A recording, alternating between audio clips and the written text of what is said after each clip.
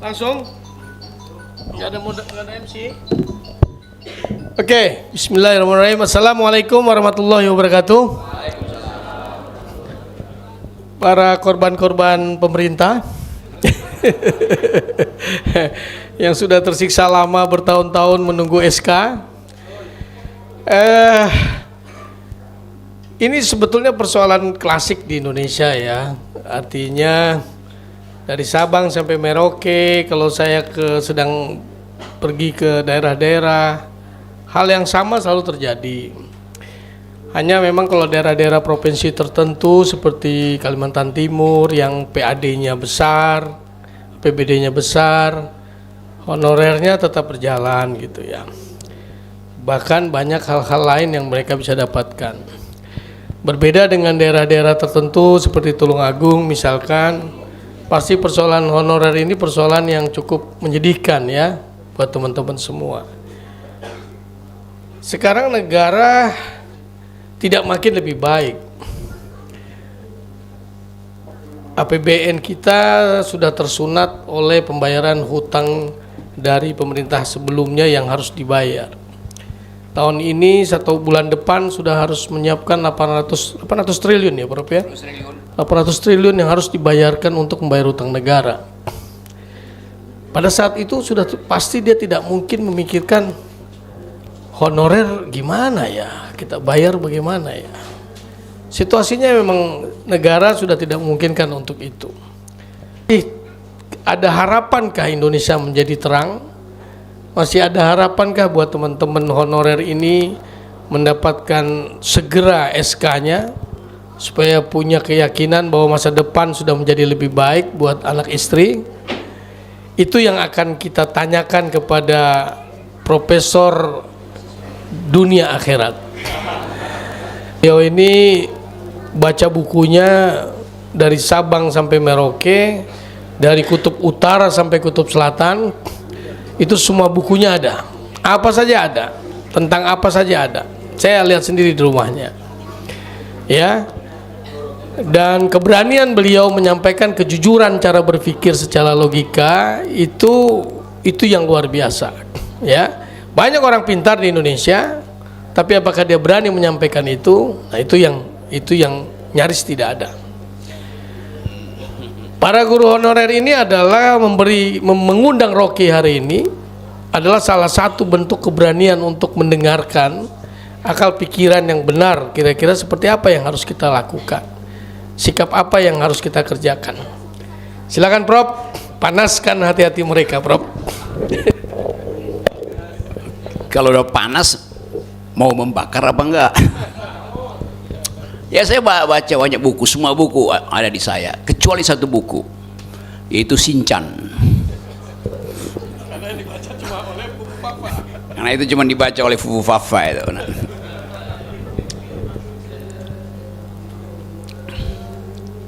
Dari mana mulai ya? Saya tahu apa yang Anda harapkan, apa yang Anda tunggu, yaitu kepastian. Dan itu yang nggak akan ada. Nanti saya terangkan. Ini sama seperti dulu Rendra itu nulis naskah drama adaptasi dari drama Prancis, judulnya Waiting for Godot, menanti Godot. Siapa itu Godot? Godot seseorang yang ditunggu oleh dua orang untuk memberitahu pada mereka tuh arah jalan kehidupan, dan dia nggak pernah nyampe si Godot itu. Jadi kita ada dalam suasana itu, suasana untuk mengerti bahwa kita tahu pemerintah ada dalam kesulitan luar biasa tuh untuk membiayai proyek-proyek yang memang bagus sebetulnya untuk keadilan sosial.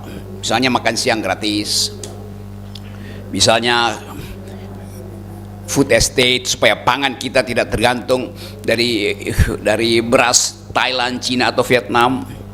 Jadi semua itu proyek untuk menghasilkan kemakmuran dan keadilan tuh. Dan itu janji pemilu tuh. Tetapi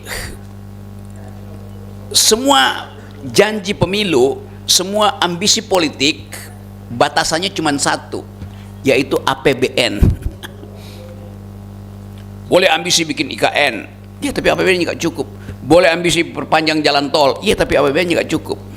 Nah sekarang yang tidak cukup itu akhirnya menekan guru, menekan ASN. Itu yang kita sebut sebagai potong-potong-potong, gunting-gunting efisiensi itu. Jadi kalau ditanya kenapa baru sekarang diperlukan efisiensi, karena pemerintah sebelumnya tidak efisien. Jadi beban Prabowo, kita marah pada Prabowo memang, tapi Prabowo nggak mau memarahi orang yang membuat dia terbeban. Hidup Jokowi, kan begitu jadinya. Jadi orang pusing, ini mau apa itu? Nah kesempatan semacam ini di dalam republik, mungkin kita mau hitung berapa lama bolong APBN itu. Mau diambil dari mana? Ambil dari pajak. Bagaimana bisa ambil pajak kalau rakyat nggak punya pendapatan? Kalau UMKM nggak jalan? Kan itu dasarnya kan. Tetapi kemarin-kemarin Pak Jokowi masih memperlihatkan seolah-olah enggak, kita maju kok. Apa buktinya Pak Jokowi? Di Jawa itu kelebihan wattage, kelebihan listrik. Karena itu ibu-ibu, mak-mak, silahkan tambah listrik, kita kelebihan listrik. Jadi ada ekonomi yang tumbuh.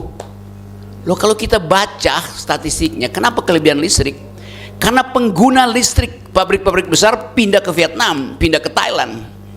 Akibatnya ya kelebihan listrik. Namanya deindustrialisasi. Jadi kita kelebihan listrik karena pemakai listrik utama sudah tidak memakai listrik, alias sudah bangkrut, Sritex bangkrut segala macam, Ford mobil-mobil pindah semua mencari tempat yang lebih murah upah buruhnya dan lebih murah biaya-biaya hukumnya kan. Nah di kita biaya birokrasi, biaya bikin izin segala macam, biaya usaha itu hancur semua. Jadi itu masalah kita tuh. Sekarang kita mau mengerti ada hal yang esensial tuh, yaitu membayar gaji pegawai negeri itu. Tapi pemerintah menganggap bahwa ya udah tunggu aja. Karena pegawai negeri dilatih untuk sabar. Itu masalahnya. Kalau janji makan siang tidak diberikan, marah mak-mak tuh. Jadi terpaksa pemerintah mesti pilih yang mana yang lebih dahulu. Sebetulnya pemerintah masih punya alasan untuk mengatakan oke, makan siang gratis yang 360 triliun pertama, dan mulai bulan Juni pemerintah harus menyediakan 1 triliun setiap bulan untuk biaya makan siang gratis. 1 triliun. Tadinya dihitung-hitung 16 miliar, naik lagi 800. Terakhir Sri Mulyani bilang 1 triliun. 1,1 triliun bahkan. Bagaimana nyari uang itu? Gampang, pajakin aja orang. Kalau orangnya punya uang tuh dipajaki. Ekonomi buruk, tidak ada orang yang mampu untuk menghasilkan pendapatan supaya bisa dipajaki, gak mungkin lagi.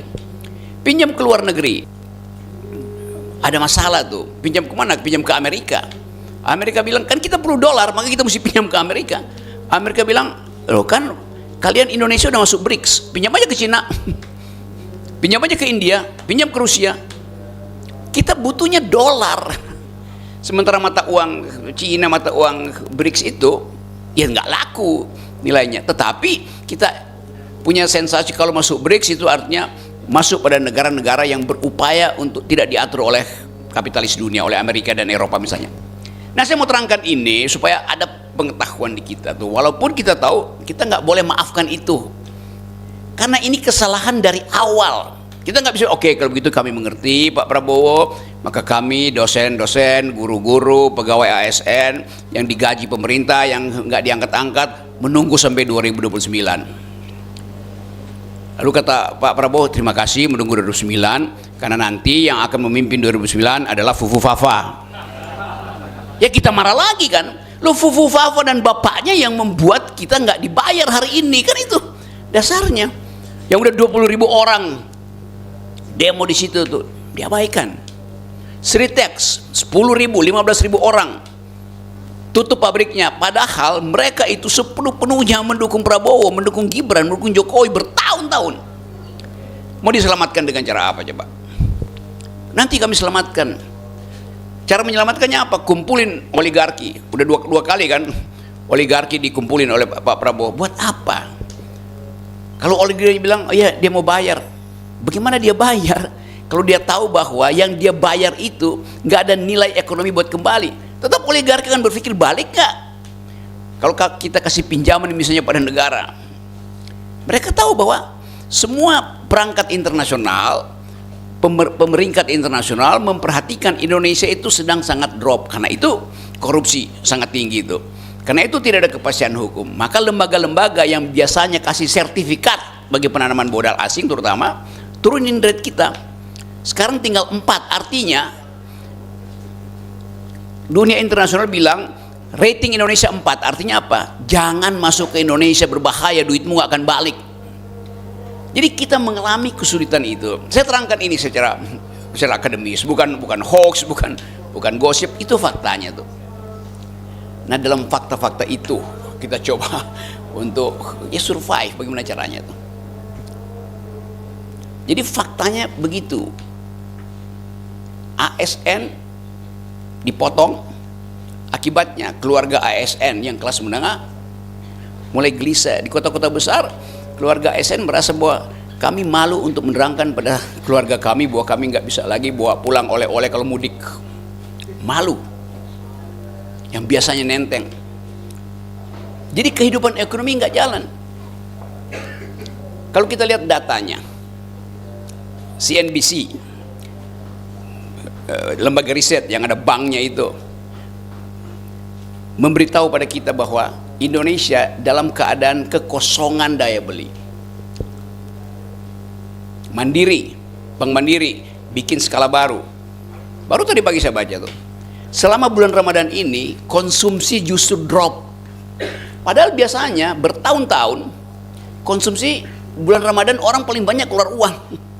Sekarang sepi. Retail nggak berhasil, resto-resto tuh miskin orang datang tuh.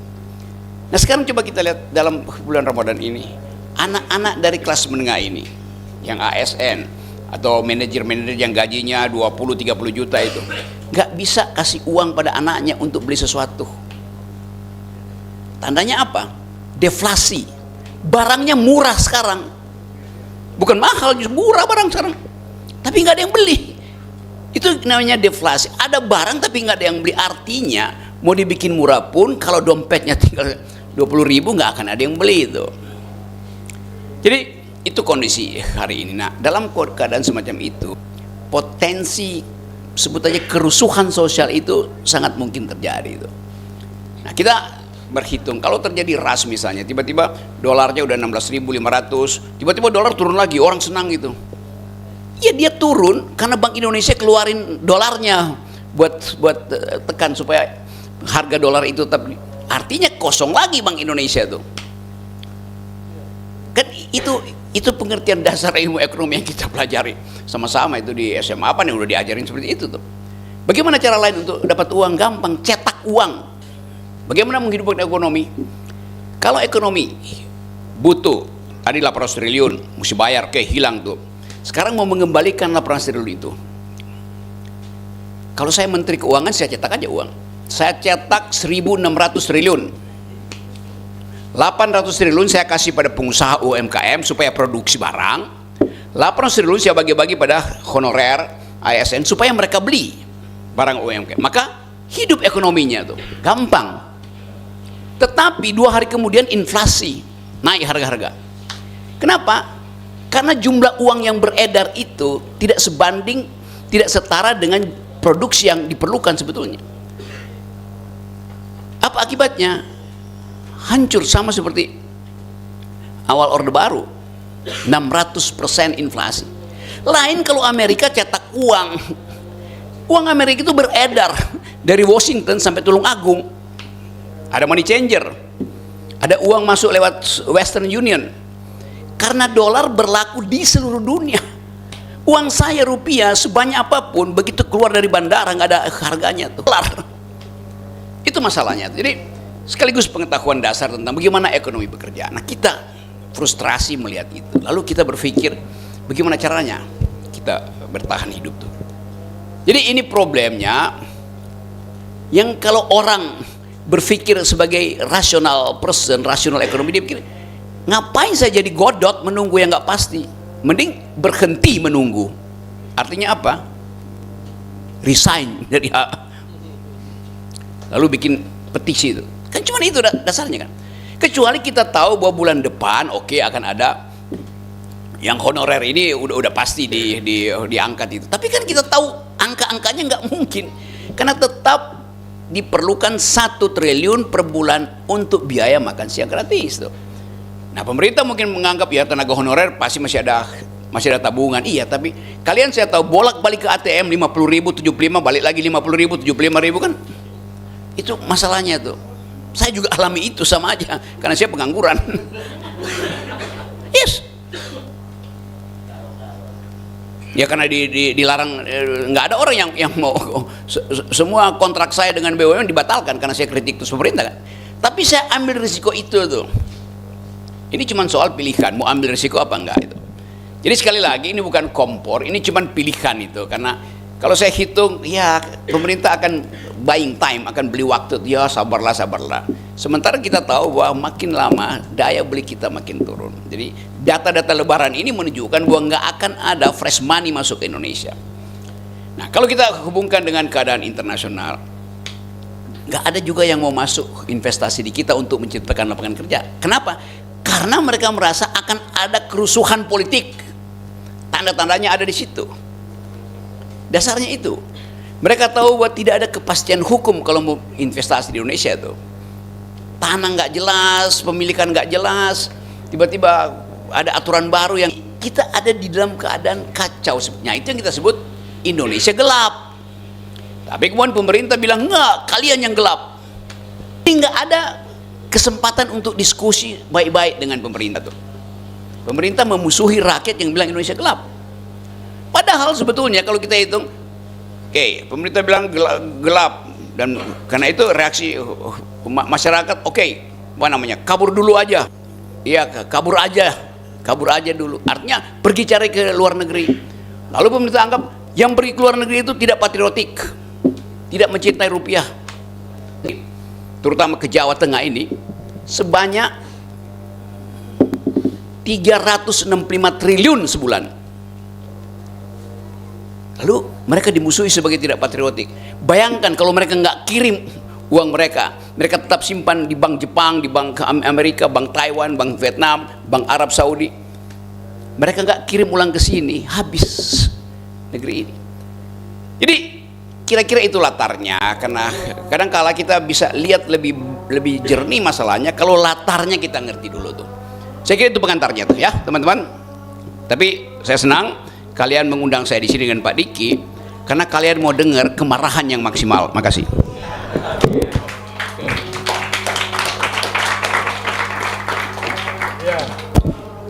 Ya.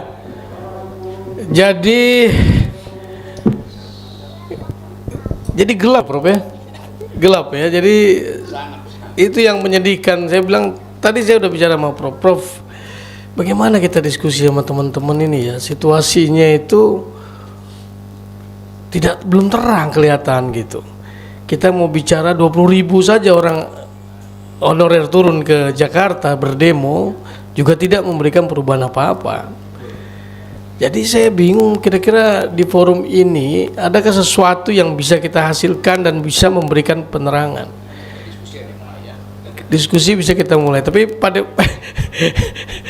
tapi poinnya dari Prof tadi, Anda masih mau menunggu Godot apa Anda mengambil keputusan tidak perlu menunggu lagi gitu? Ya. Ya, oke. Kita mulai dari itu triggernya ya. Anda memilih masih menunggu Godot atau Anda pikir tidak perlu lagi menunggu? Putuskan untuk tidak lagi menunggu. Ya. Pemerintah juga kacau loh kalau kalian semua ini berhenti menyatakan menunggu. Pemerintah juga kacau juga karena tidak ada sumber daya manusia yang cukup untuk mereka perlukan. Baik, satu session pertama ini kita mulai dari 3 penanya, silakan. Oke, monggo. Pertama Pak Ketua, kedua jenengan, ketiga perempuan, wanita. Dong, wanita jangan cuma jadi pendengar, jadi pembicara. Yang dari wanita ada? Oke, Mas. Kalau yang perempuan nggak ada, artinya dompetnya masih cukup ya. Karena masih ada suaminya, Bro, masih ada pacarnya. Oke, silakan Mas. Ya. Bismillahirrahmanirrahim. Selamat datang Prof. Rocky Gerung dan Pak Diki. Terima kasih atas kesempatannya.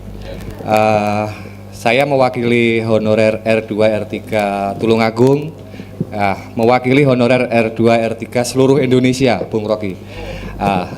Terima kasih, Bung. Setelah mendengar apa yang Bung Rocky sampaikan, saya hanya ingin satu hal. Ternyata seperti yang Bung Rocky sampaikan itu betul sekali, tepat sekali bahwa kebijakan yang diambil pemerintah untuk menyelesaikan tenaga non ASN ini seperti wanita, Bung. Seperti wanita itu indah dalam fiksi, menyakitkan dalam kenyataan. Seperti itu kebijakan yang saya rasakan. Mungkin itu adalah suara dari seluruh honorer di Indonesia. Enggak. Seperti itu. Kita mendapatkan satu kebijakan baru, kita ada harapan baru. Setelah pada kenyataannya 1-2 hari muncul lagi satu kebijakan baru. Itu saya minta tanggapan dari Bung Rocky. Bagaimana kita sebagai yang sudah mengabdi lama di bangsa ini dianggap sebagai manusia. Seperti terima kasih. Ya, itu juga yang saya perjuangkan setiap hari gitu. Tetapi untuk menghasilkan sesuatu yang efektif, organisasinya harus betul-betul kokoh gitu. Isunya harus makin lama makin tajam. Coba mungkin Pak Prabowo Presiden lagi tunggu siapa yang harus disalahkan karena Indonesia berutang itu. Kan nggak mungkin Pak Presiden bilang yang salah itu adalah yang sebelah kiri saya. Oh, fotonya nggak ada, biasanya sebelah kiri itu. Kan itu yang ditunggu. Kalau itu terjadi, yang dituntut mahasiswa kan adili Jokowi. Dituntut mahasiswa. Bukan turunkan Jokowi, udah turun. Jangan dong adili. Loh, itu permintaan yang paling masuk akal, artinya melalui prosedur hukum. Disebut makar. Loh, mengadili itu bukan makar, mengadili artinya bawa senjata buat tangkap orang itu. Jadi sebetulnya kemampuan kita untuk menghasilkan kembali Indonesia yang berpikir ini ditentukan oleh daya kita untuk menyebutkan siapa sebetulnya yang bertanggung jawab terhadap keadaan ini. Di otak saya itu cuma itu yang mampu untuk membelah kembali kemacetan politik itu. Bayangkan, mak-mak itu, satu Indonesia itu menganggap bahwa biang keroknya adalah Mulyono dan Mulyani. Karena Mulyani adalah SPG-nya Mulyono. Kan begitu jalan pikirannya kan? Satu waktu ini pasti akan terjadi, orang akan tuntut di situ. Nah, yang kita hitung, apakah Pak Prabowo sebagai presiden mampu melihat itu sebagai tuntutan publik? Kalau itu dia mampu lihat, dia akan pulihkan semua konsep perhitungan ekonomi, dialihkan pada yang memerlukan, termasuk honorer. Kalau sekarang daftar yang dibuat oleh Pak Prabowo masih memasukkan di situ, APBN akan membiayai IKN, APBN akan membiayai beberapa proyek strategis yang dibuat oleh Presiden. Kan mesti kita marah. Sementara difabel tadi saya bicara tuh, kawan-kawan honorer yang udah menghasilkan harapan bahwa akan ada bonus demografi itu lumpuh karena tadi seolah-olah Pak Prabowo kesirep sama Pak Jokowi. Nah, kita mau baca itu, tentu kita akan baca lebih strategi. Apakah ini strategi Presiden untuk menunda sampai terjadi semacam kegerahan politik? Itu soal taktik dan strategi. Tapi yang berbahaya kalau taktiknya itu menggerogoti strateginya. Nah, itu yang menerangkan kenapa hari-hari ini itu semua orang lagi bagaimana Danantara butuh 14.000 triliun. Dananya diambil dari mana? Dari BUMN. Boleh aja tuh. Lalu BUMN merasa bahwa ya kalau cuma soal ngerjain proyek Danantara kenapa nggak kita aja? Tapi orang merasa bahwa BUMN tuh korup semua tuh. Lalu berpikir kalau begitu Danantara tidak akan korup karena BUMN akan ditinggalkan. Faktanya orang-orang BUMN dimasukin lagi ke Danantara. Kan itu soalnya kan. Jadi muter di situ masalahnya tuh. Nah, ini keadaan semacam ini yang bikin kita menganggap bahwa perlu ada kekuatan yang makin fokus untuk mengingatkan pada Presiden bahwa kekacauan hari ini masih bisa diperbaiki seandainya ada kejujuran pada pihak-pihak pemerintahan yang baru bahwa kesalahan ini disebabkan oleh kebijakan sebelumnya tuh. Konsekuensinya apa ya? Panjang konsekuensinya. Pak Jokowi bisa dipanggil ke pengadilan, anaknya Pak Jokowi itu bisa nggak bergantung di situ lagi, jatuh di sebelah sini misalnya. Jadi kita mesti hitung semua itu. Hitungan yang paling buruk kalau terjadi krisis ekonomi, kita diras, ekonomi jatuh, pertumbuhan bisa -7 atau -13 kita pernah alami. Akhirnya kita mesti bangun lagi dari awal. Jadi kalau ada demonstrasi lagi atau tekanan publik, terutama guru-guru honorer, terutama ASN honorer, maka pemerintah akan merasa, oh rakyat Tulungagung ingin ada keadilan dulu, baru diatur ulang APBN-nya tuh, sehingga dimungkinkan kita terima akhirnya hak kita kan. Kan hak Anda tertunda karena ya itu artinya udah nangkap punya. Makasih. Ya, buat teman-teman untuk mengerti ya bahwa yang dimaksudkan Prof. Rocky tadi, kalau ternyata ada sikap artinya ada timbul trust kepada pemerintahan baru dari para investor untuk memperbaiki keadaan di Indonesia, sehingga investor tertarik masuk sehingga ekonomi bisa bergulir. Persoalannya kalau dia tetap bergantung kepada persoalan presiden yang lama, siapa yang mau masuk gitu ya. Kenyataannya tuh 10 tahun membangun IKN pun tidak ada investor yang mau masuk satupun. Nah, itu yang dimaksud dengan Jokowi. Apa hubungan menurunkan Jokowi itu dengan pemulihan ekonomi, pembayaran gaji honorer? Itu adalah untuk memulihkan kepercayaan dunia kepada pemerintahan kita yang baru. Itu poinnya ya Prof ya. Ya. Jadi mari kita katakan adili Jokowi. Enggak. Maaf ya para intel, saya main-main ya. Juga mesti diterangkan kalau ada intel di sini, mengadili artinya menuntut secara hukum. Ya hukum diproses, kan mengadili kan mesti depan pengadilan. Iya, tidak anarkis. Bukan mengadili di jalan raya, mengadili bahwa ada laporan tentang money laundering dari anak-anak presiden, ada laporan tentang potensi presiden itu menyodorkan kebijakan yang hanya disukai oleh oligarki itu. Kan itu artinya menghina proses hukum kan. Nah semua itu mesti ada dalam kecurigaan. Kan nggak mungkin kita merasa oke, baik-baik itu malaikat semua tuh. Nah satu-satu mulai terbuka, kejaksaan mulai ada masalah tuh, Pertamina masalah tuh, yang lain-lain tuh, asuransi segala macam. Jadi makin lama orang melihat, lah kalau banyak masalah artinya presiden sebelumnya memang sangat bermasalah. Iya. Cuma masalahnya presiden sebelumnya tidak tahu bahwa itu masalah. Oke, udah cukup sebetulnya Anda panas. Ada yang ingin bertanya? Ya silakan Bas. Yang ketiga ada siap-siap? Ada yang mau bertanya?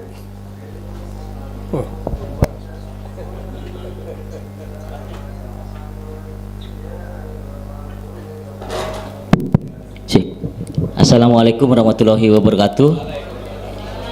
Perkenalkan, saya Ketua Aliansi Honorer R2 R3 Indonesia yang kebetulan kemarin aksi di Jakarta kemarin. Saya ingin juga berterima kasih kepada Aliansi Honorer R2 R3 Tulungagung bisa menghadirkan Bung Rocky di sini sebagai penyemangat dan pembakar semangat teman-teman honorer di Tulungagung, sehingga bisa menjadi motivasi kuat untuk kita bisa berjuang untuk R2 dan R3 Indonesia. Izin bertanya, Prof.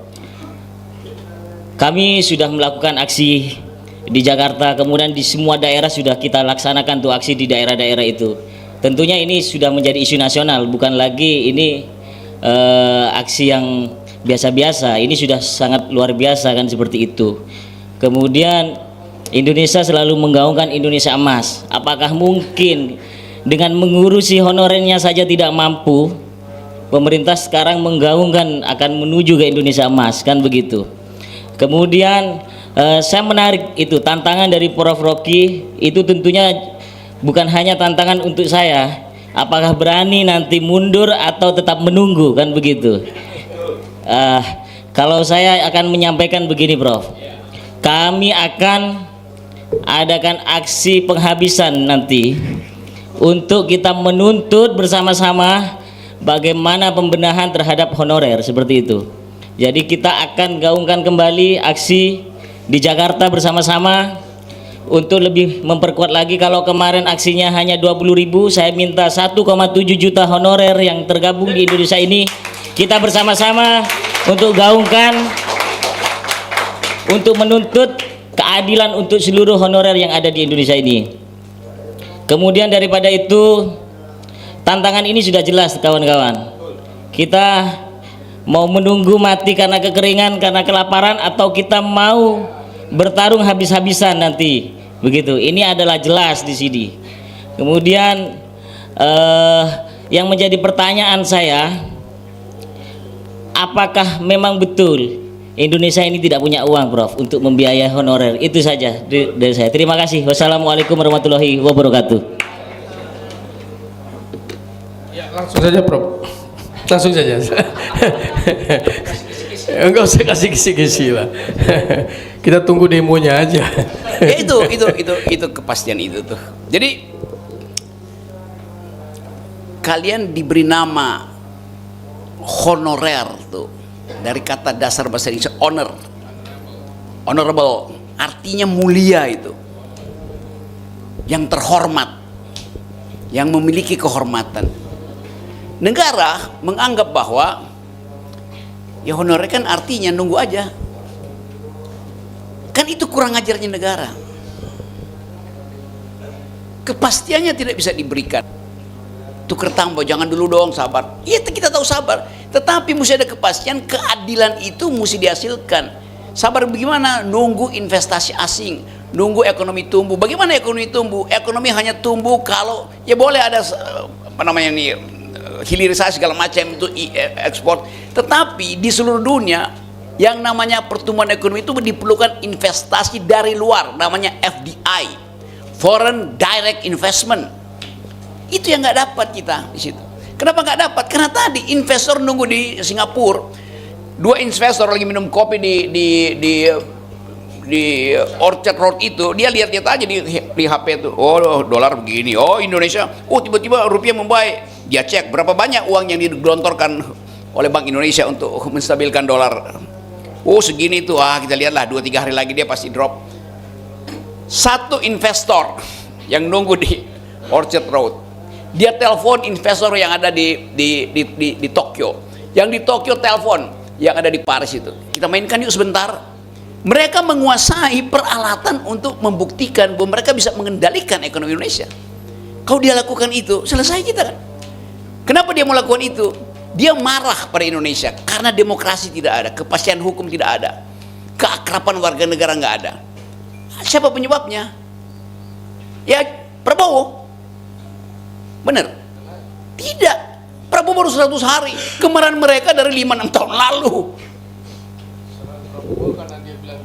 Ya itu kesalahannya kan. Jadi tetap ini bukan provokasi, saya nerangkan itu dan saya ingin terangkan itu setajam-tajam kemampuan akademi saya tuh. Jadi silahkan direkam dan ini biasa saya terangkan di mana-mana tuh.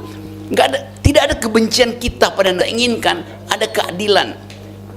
Ada bayangkan bisa kabinetnya sebesar ini dibiayai oleh pajak kita tuh, dan kita nggak dapat semacam kenikmatan menjadi warga negara tuh. Bahkan begitu kita mau cari uang ke luar negeri disuruh tidak patriotik, padahal kita keluar negeri untuk bawa devisa ke negeri ini kan.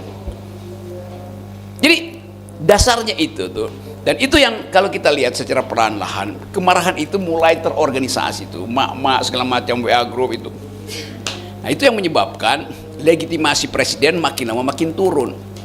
Negative impression pada Presiden Prabowo 75%. Itu dasarnya. Kompas baru-baru bilang 82%.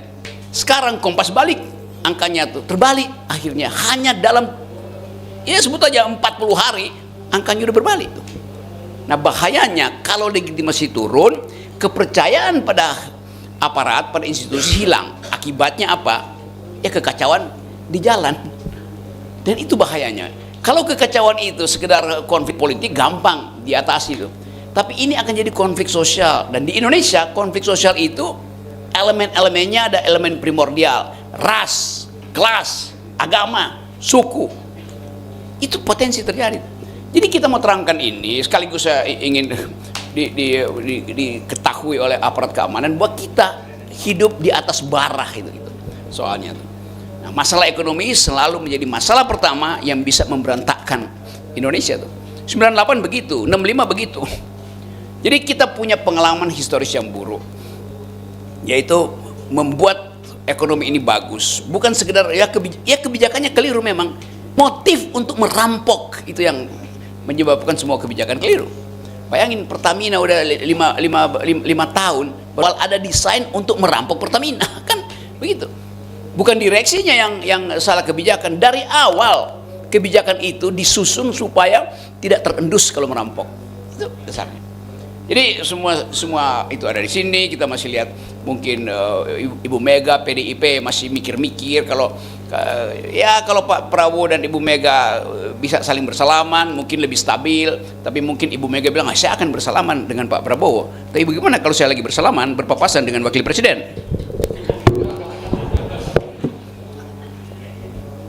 Oke, ada lagi? Ayo, ada lagi? Oke, begini. Negara ini punya uang, deposit kita banyak, kita punya emas. Tapi emas itu harus hanya disebut emas ketika udah ada di toko emas. Kalau masih di bawah bumi Papua itu bukan kekayaan itu. Ketika dia bisa dikonversi dan terlihat, deposit iya, tetapi selama dia belum dieksploitasi, itu bukan kekayaan negara, itu kekayaan bumi. Bukan. Jadi negara ini dulu udah pernah diriset oleh orang asing itu. Indonesia itu negara nomor 2 terkaya di dunia dari segi potensi. Semua jenis mineral ada di kita. Kenapa? Semua mineral yang bagus itu ada di garis khatulistiwa. Kita di garis khatulistiwa. Mineral yang ada di kutub utara, yang mineral yang ada di kutub selatan itu di dalam putaran ekologi ratusan juta tahun itu akhirnya karena rotasi bumi semuanya naik ke berkumpul di khatulistiwa. Karena itu negeri ini penuh dengan mineral. Kan begitu teori geologinya kan. Putaran itu akan menyerap semua untuk kita punya semua itu. Kita punya semua kekayaan. Tetapi kita tidak punya kekayaan pikiran itu. Kan bayangin nih, wakil presiden kan mestinya mulai memikirkan honorer ini bagaimana. Wakil presiden diberi semacam tugas, pikirin dong hal-hal yang menyangkut kesejahteraan sosial. Apa yang dilakukan oleh Gibran? Mondar mandir banjir yang mondar mandir itu ya mau ngapain tuh? Oh ya ini. Dia tahu banjir itu tidak bisa dia selesaikan, tapi dia foto-foto di situ. Damkar lebih berfungsi, tapi damkar nggak ada kamera. SBY sebelumnya kekayaan yang dimiliki oleh Indonesia dikelola oleh satu perusahaan itu kembalinya berapa persen, sehingga akhirnya kekayaan Indonesia itu tidak bisa dinikmati oleh kita sendiri. Kita punya kekayaan, tapi masalahnya distribusinya adil apa tidak tuh. Zaman Pak Harto semua oligarki diizinkan Pak Harto ambil. Pada waktu itu mungkin batubara masih sedikit, hutan diizinkan mengeksploitasi hutan oligarki. Tapi Presiden Soeharto pastikan harus balik ke negara separohnya tuh. Yang balik ke negara tidak separoh, cuman 35%. Zaman SBY yang balik juga tinggal 27%. Zaman Jokowi yang balik cuma 6%. Artinya ada korupsi, ada kesenjangan, itu masalahnya tuh. Jadi ini soal kecepatan oposisi untuk mengendus di mana potensi korupsi. Nah itu intinya. Kalau dibilang kita negara kaya, iya negara yang bahkan ada negara yang Anda bayangkan kalau salah kelola kita bisa jadi miskin tuh. Nggak mungkin kita miskin. Diyakinkan oleh pemerintah bisa. Saya kasih contoh ya. 20 tahun lalu negara paling kaya di dunia namanya Republik Nauru di Pasifik. Satu keluarga di situ ganti mobil 1 tahun 7 kali. Jadi hampir setiap bulan dia buang-buang aja mobilnya tuh. Negara paling kaya di dunia adalah Republik Nauru 20 tahun lalu. Sejak 5 tahun lalu, kenapa dia kaya? Karena mineral, bauksit terutama digali dari situ. Satu pulau itu satu negara itu bauksit. 20 tahun lalu begitu. 5 tahun lalu bangkai-bangkai mobil itu berserak. Apa yang terjadi di Nauru? Penduduknya kabur semua tuh, karena udah habis depositnya. Sekarang PBB mau angkut mereka itu, mau dipindahin tuh, karena udah nggak ada kehidupan di Nauru, negara paling kaya 20 tahun lalu, sekarang negara yang paling miskin, karena salah kelola, karena korupsi, karena ketamakan. Jadi itu yang mungkin terjadi di kita tuh, dengan eksploitasi habis-habisan kan. Jadi sekali lagi, kita negara kaya, tetapi kekayaan itu bisa ada yang namanya Dutch disease, hukuman apa namanya itu. Dalam ilmu ekonomi ada yang namanya Dutch disease, hukuman, the curse of, hukuman karena kita terlalu kaya maka dihukum. Sebetulnya tuh, emas itu bisa tinggal Indonesia yang isinya ikan mas. Oke, Bapak Ibu ada yang honorernya udah lebih dari 10 tahun? Lebih dari 10 tahun. Wah, lebih dari 10 tahun ya. Oke, saya tanya yang tadi belum nanya ya. Yang tadi lebih dari 10 tahun siapa? Mas, boleh ke sini, Mas?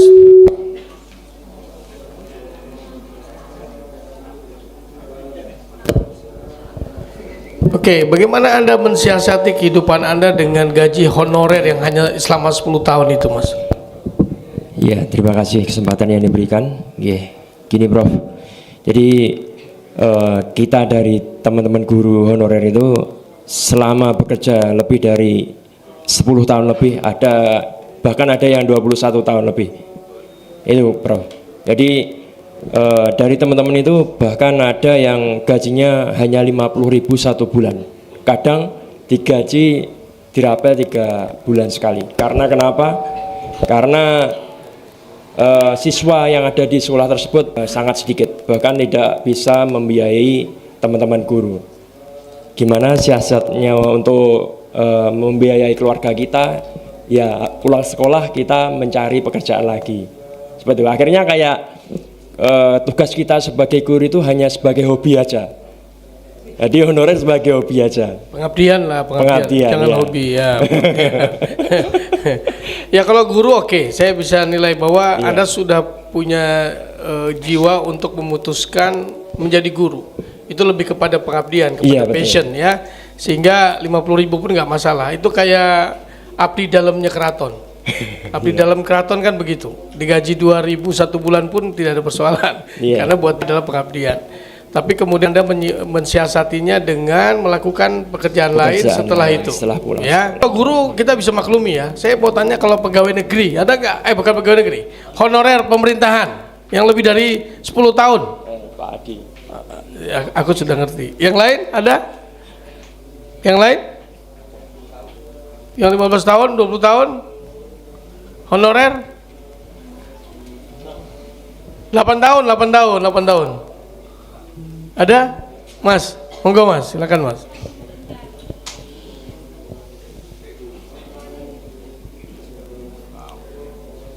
Oke, pertanyaan saya, Anda berkeluarga ya?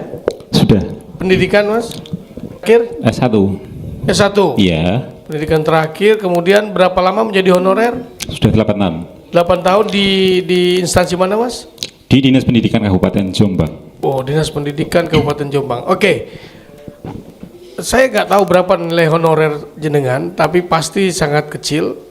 Bagaimana Anda menyikapi kehidupan bersama keluarga? Kalau secara lingkup global, kita cuma pasrah. Kita pasrah karena apa? Untuk gaji kita yang laki-laki ya, kita sebagai pemangku tanggung jawab ya, apapun kita kerjakan yang penting itu benar dan itu halal buat keluarga kita. Itu saja. Lantas kalau jenengan berhenti menghilangkan yang 750.000 itu, Anda berarti punya potensi untuk bisa mendapatkan lebih dong? Bisa. Wes resign aja. Iya toh. Ngapain menunggu gue? Nah, gini terkadang kan seperti ini, Bang. Ini sebagai mungkin ungguan teman-teman semua juga sama kan. Kita semua disekolahkan dengan orang tua ya kan. Orang tua kan pingin anaknya bekerja. Ini seperti itu. Apalagi lingkup di desa, ibarat di desa ya, ibarat di desa. Di desa ini kan rata-rata banyak teman-teman semuanya yang rela, bahkan dia rela menyuap atau rela membayar untuk ibaratnya kita bekerja meski gajinya pun tidak seberapa. Ini fenomena nasional di Jawa juga seperti ini. Saya paham itu ya. Oke ya. Saya punya mertua juga begitu juga. Dulu minta saya harus jadi pegawai yang datang pagi pulang sore. Ya betul. Ya. Betul. Wah, itu sampai sama mertua lumayan kenceng anunya apa? Karena saya nggak punya pemikiran yang terpaku pada pekerjaan yang seperti itu. Nah, gitu betul. Ya. Jadi ya saya maklumi memang terutama di Jawa Nah, ya. di Jawa memang erat seperti Orangnya itu. kan sederhana saja hidupnya, nggak usah ngoyo, ya kan? Yang penting ada pekerjaan tetap, Betul. pagi berangkat, sore pulang. Gitu. Iya betul. Ya, Ibarat seperti itu ya. Ya Bang. kalau Anda menerima itu sebetulnya kan tidak perlu berdemo, ngapain? Loh, kita berdemo karena ini bukan suara saya sendiri, ini sungguh suara nasional. Artinya jenengan juga menganggap bahwa ini tidak layak. Ya tidak adil. betul. Ya. Kalau secara kemanusiaan sangat tidak layak Ya, lah. ya, oke. Gitu loh. Kalau memang saya berbicara sendiri mungkin itu suara saya, tapi Baik. kan saya tidak mau dibilang pengkhianat untuk honorer-honorer semuanya gitu loh. Ya, baik. Baik, sekarang suara ibu-ibu, saya mau dengar yang honorer. Ada? Kalau ibu-ibu anteng karena suamiku sugih mas. Ada yang mau menyampaikan keluh kesah ibu-ibu honorer? Apa wedi kah? Gak usah wedi, nggak apa-apa mbak. Bicara? Mbak, kayaknya mau ngomong cuma malu-malu. Monggo. Silakan bu.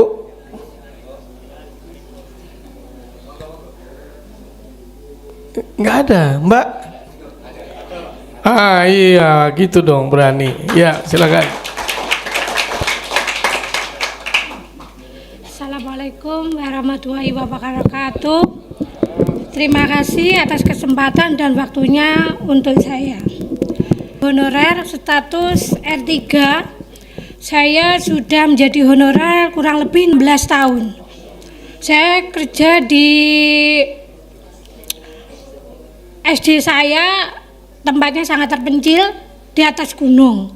Di sana juga rawan lampu mati hampir setiap hari. Kedua, airnya juga sulit. Dan jarak dari rumah dan tempat saya mengajar itu kurang lebih 47 km. Iya, setiap hari.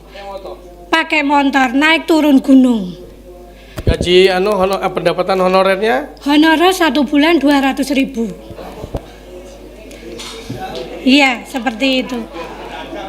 Terus dapat transport dari pemerintah dari 250 sampai 350. Tapi saat ini belum bisa cair. Ya saya tidak tahu mungkin kendalanya apa, tapi yang jelas saya meminta semoga pemerintah Kabupaten Tulungagung benar-benar bisa membantu kami para honorer yang berstatus R3 untuk segera mendapatkan hak kami, yaitu menjadi P3K penuh waktu. Dan saya juga meminta kepada profesor untuk diberi arah dan petunjuk langkah apa, strategi apa yang harus kami lakukan untuk bisa kami itu memperjuangkan nasib-nasib kami para honorer seluruh Indonesia dan terutama pada Kabupaten Tulungagung.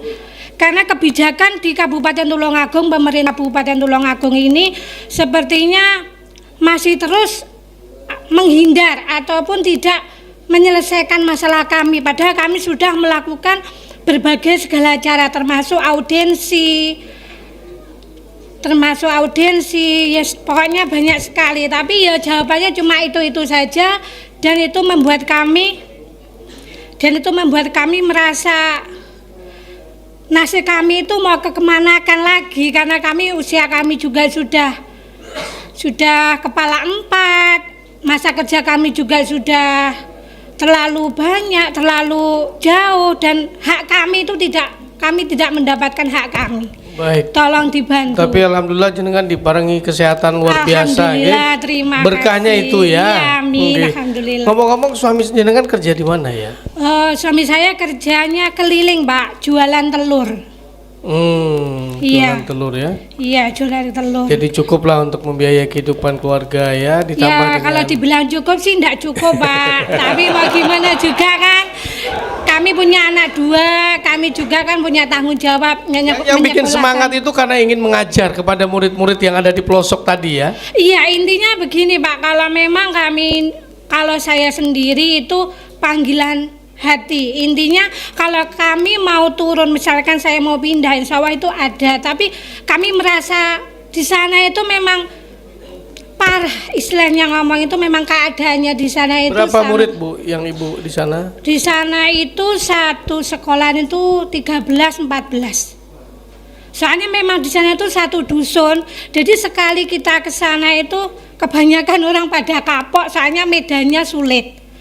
Kebanyakan seperti itu, apalagi pas turun hujan. Dan jenengan bertahan di situ 18 tahun. 16 tahun. Saya itu di Pucang Laban itu 13, karena tidak dapat jam, akhirnya saya pindah ke Pucang Laban yang lebih jauh lagi, dekatnya pantai Dung Tumpang. Pantai luar Pacar. Iya. biasa. Seperti itu. Bu, Ibu kasih nomor rekening sama panitia, saya kasih 2,5 juta untuk berkah Ramadan sama hari ini ya. Terima kasih, Bapak. Ya.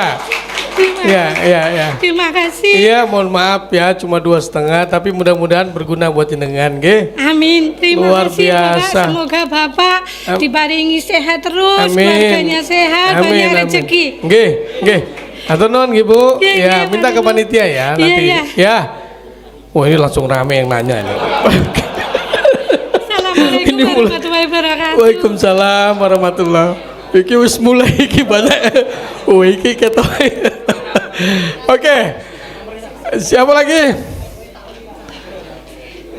Ayo lagi yang mau tanya, yang mau menyampaikan keluh kesahnya, penderitaan hidupnya, biar didengar di media. Jadi supaya didengar di media. Ada lagi Mbak yang masih muda-muda nih, kok masih semangat mau jadi guru honorer, sudah tahu temennya 18 tahun, 20 tahun hidupnya melarat dan susah, kok masih mau sekarang jadi honorer?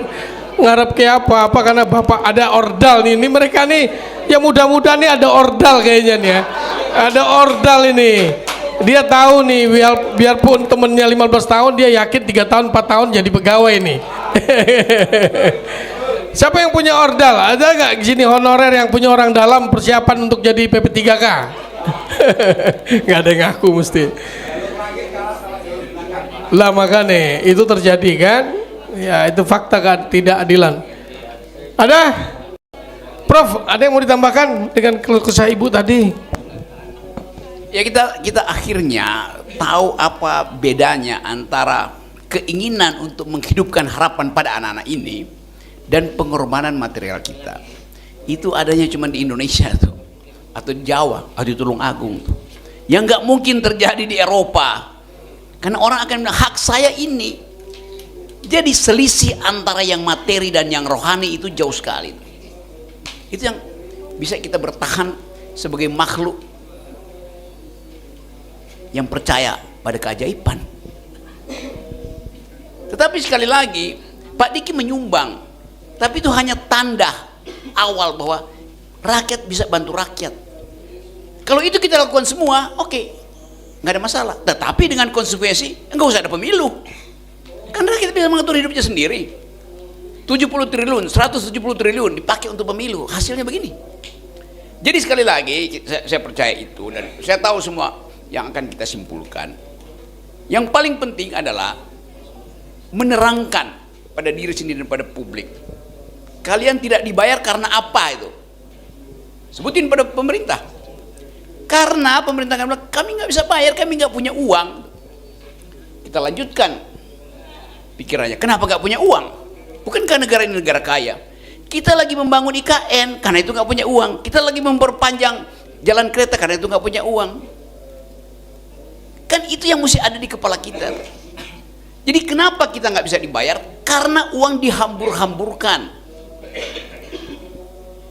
Nunggu apa? Nunggu negara punya uang baru bayar. Pakai apa? Pakai pajak. Ya lama pakai pajak. Karena orang yang nggak punya kerjaan bagaimana bayar pajak gitu. Satu-satunya cara berharap ada investasi dari luar, cuman itu.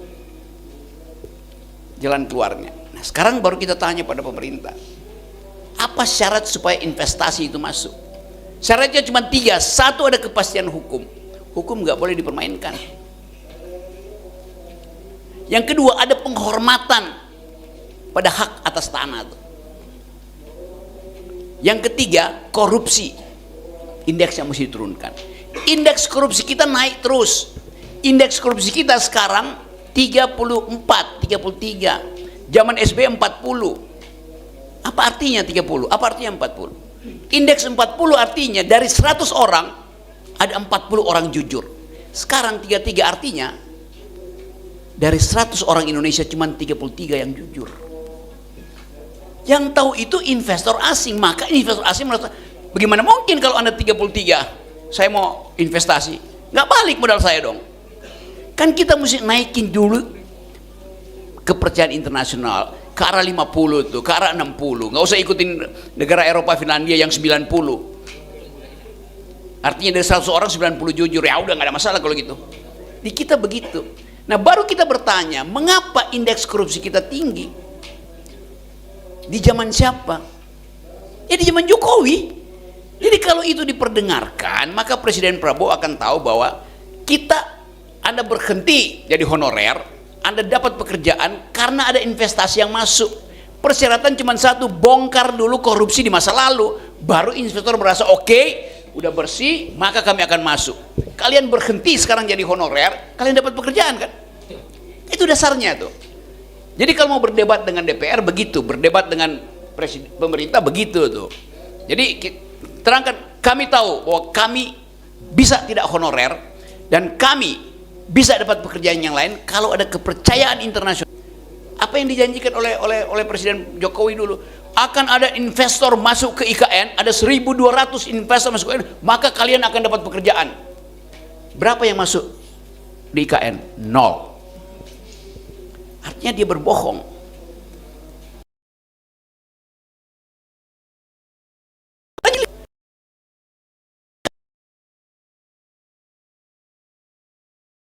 Kan itu dasarnya tuh. Jadi di antara kemarahan kita terangkan juga sebab akibatnya tuh. Kalau sekedar marah, oke, saya udah marah dari 10 tahun lalu tuh. Tetapi kita ada dalam upaya untuk menerangkan pada publik bahwa kita mengerti masalahnya, dan keterangan itu lewat demonstrasi sangat bagus, tapi tulis argumen yang kuat di situ. Itu masalahnya. Nanti akan ada wartawan terjemahan ke bahasa Inggris dipublikasi, lalu orang lihat bahwa ada harapan bagi Indonesia karena guru-guru honorer tahu bahwa mereka adalah pemilik republik ini dan telah membayar secara premi upaya untuk mencerdaskan kehidupan bangsa dengan jalan tiap hari 47 km hanya dengan gaji 700.000, 250.000. Kan itu dasarnya tuh. Jadi bikin khusus ibu diwawancara, ibu terangkan apa yang tadi nanti tolong teman-teman tole itu Fordasi itu bikin short pendek-pendek itu. Tadi ibu bagus betul terangin itu, kita publikasikan, kita upload di situ. Jadi itu caranya tuh. Jadi sekali lagi ini kesempatan yang baik. Kita bertukar pikiran, bukan kan kalau marah semua udah marah. Nah, kalau kita hitung sejak sekarang, mungkin dalam dua minggu ke depan akan ada persoalan lebih besar lagi itu, karena ada frustrasi dari pemerintah, mulai merasa bahwa memang nggak ada harapan. Masyarakat sipil, masyarakat kelas menengah terutama tuh yang turun gengsi hidupnya itu pasti akan drama. Itu udah jadi rumus. Kalau pakai bahasa bulan Ramadan udah sunatullah tuh. Tapi kita percaya bahwa kita masih mampu untuk menerangi Indonesia yang gelap, karena ada prinsip inara baka labil mirsad. Tuhan mengetahui apa yang sedang berlangsung. Assalamualaikum warahmatullahi wabarakatuh. Demikian tadi kultum dari Ustadz Rocky Gerung.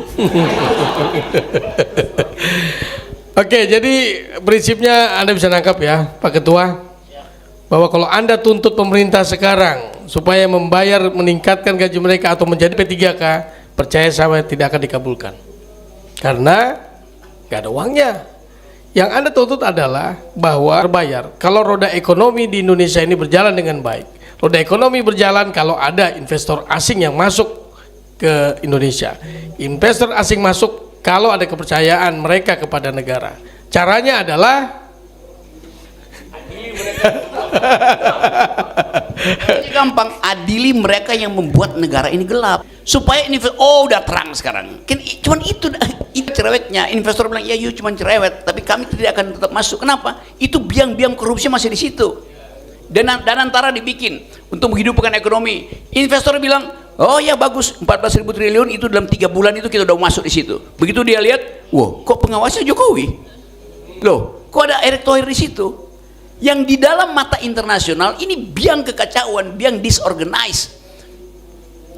Jadi itu intinya tuh. Nah, kita mau belajar dari Tulung Agung ini bahwa kita mengerti semua isu ini. Kita mengerti politik global, kita mengerti keresahan rakyat, kita mengerti apa yang menjadi kecemasan Presiden Prabowo hari ini.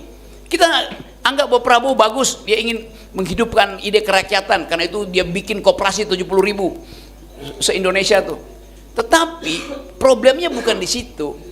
Problemnya menghidupkan roda ekonomi untuk mengejar pertumbuhan 8%. Nah, pertumbuhan 8% itu tidak mungkin hanya dari dalam negeri. Pasti mesti ada modal asing di situ. Jadi begitu cara berpikir. Saya kira teman-teman banyak yang dari S1 di sini, tetapi kemarahan itu hanya akan sukses kalau didampingi dengan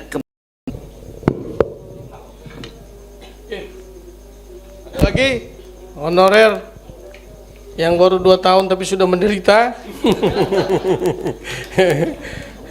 ada lagi yang mau? Sudah? Oke. Arte, apa kita perlu tutup sekarang? Mbak kelihatannya serius tadi dengerin Mang Rocky. Apa disampaikan oh enggak? Oke, silakan Mas, silakan. Nambah 2 kali. Prof, saya mau bertanya, sumber dari masalah ini kan sebenarnya dari Undang-Undang ASN tahun 20 nomor 20 tahun 2023, Prof. Ini sumber permasalahannya tuh dari situ, yes. Karena di situ disebutkan bahwa penuntasan ASN itu harus selesai maksimal di akhir 2024. Sedangkan sampai sekarang PP-nya belum keluar, Prof. Kalau dari sudut pandang perspektif Prof Rocky bagaimana, Prof? Seperti itu. Mohon, terima kasih. Ya, di dalam hukum berlaku prinsip sesuatu yang sudah diundangkan bila tidak direalisasi berlaku dengan sendirinya setelah 30 hari. Kan itu prinsipnya kan? Atau kalau ada penyimpangan digugat dokumen itu ke PT UN. Tetapi ujungnya juga sama. Debat-debat hukum aja. Kan pemerintah harusnya bilang iya kami tahu itu, tapi uang kami nggak ada, kan akhirnya muter di situ tuh. Dan memang faktanya begitu. Kalau tanya pada Sri Mulyani berapa kas negara sekarang? Ya mungkin 200-300 juta mungkin. Yang lain ada hutang itu. Bayangin negara nggak ada cash. Masalah nggak ada masalah. Di mana-mana negara boleh nggak ada cash. Masalahnya kalau terjadi satu kondisi yang negara mesti keluar, misalnya terjadi gempa bumi di separuh Jawa, terjadi banjir, mesti keluarin cash. Nah kosong cash. Itu dasarnya kan. Jadi sekali lagi pengetahuan kita, pengetahuan makro kita membuat kita tahu mana jalan yang mesti ditempuh. Jalan hukum pasti ada itu, persoalan di konstitusi. Jalan administrasi ada bahwa dokumen itu cacat sebetulnya karena ingkar janji pemerintah, kan bisa dipersoalin. Nah yang membuat orang peduli adalah kalau langkah-langkah itu dibarengi dengan, itu sudah bagus tadi, terus dia demonstrasi. Karena demonstrasi adalah hak demokratis yang paling bagus, ada tuntut dengan demonstrasi itu. Saya kira itu masalahnya. Kemudian ajukan kayak penggalan-penggalan tadi yang saya usulkan tuh, videos yang bisa jadi viral tuh. Kan itu saya baru tahu itu 47 km, coba bayangin itu kan. Dan naik gunung segala macam tuh. Saya bisa bayangin kesulitan itu karena setiap hari saya hidup saya masuk keluar hutan, mendaki gunung, jadi saya tahu tuh di mana tempat. Satu waktu saya naik gunung apa dekat-dekat sini ya, Sumbing. Saya naik gunung Sumbing, bertemu dengan ibu umur 60 mendekati 70 tahun, kira-kira 5-6 tahun lalu. Ibu, kenapa naik gunung sampai udah 3-4 jam sampai di pos 3? tadinya saya Pak hanya di dekat-dekat sini, tapi makin lama nggak ada kayu bakar lagi. Rupanya dia cari kayu bakar. Makin lama dia makin ke atas. Kayu bakarnya habis, maka dia nebang kayu yang masih mentah, ditinggalin di situ, besok pagi dia cari lagi tuh. Kan ini merusak lingkungan. Tapi buat dia, bagaimana dia mau bertahan hidup? Terpaksa merambah hutan-hutan kecil di kaki Gunung Sumbing kan. Lalu saya tanya, Ibu, kenapa? Nggak ada bahan bakar apa? LPG-nya nggak ada. Ibu nggak ada uang. Saya punya uang, tapi LPG-nya nggak ada. Jadi bayangin. Jadi bukan dia miskin, maka dia merambah hutan. Karena supply energi itu, distribusinya itu dikendalikan oleh kartel. Demikian juga energi yang lain kan. Jadi itu masalah utama kita. Jadi saya percaya bahwa pembicaraan malam ini menghangatkan batin kita untuk meminta hak sambil bertahan, sambil berharap bahwa Presiden Prabowo akan tahu masalahnya bersumber dari korupsi selama 5 tahun sebelumnya tuh. Nah kalau itu kita ajukan, kita beri semangat pada Presiden Prabowo untuk memberantas korupsi bahkan sampai ke pemerintahan sebelum ini, yaitu Jokowi. Itu. Nah kalau itu dilakukan, rakyat lega. Oh ada harapan tuh. Kalau rakyat lega, tidak akan ada lagi Indonesia gelap. Kalau Indonesia gelap tidak lagi viral, investor merasa Indonesia udah terang, maka mereka akan masuk kembali ke Indonesia. Itu jalan pikirannya. Assalamualaikum warahmatullahi wabarakatuh. Ya, sebetulnya masih ada 1 jam lagi, tapi kelihatannya sudah cukup ya.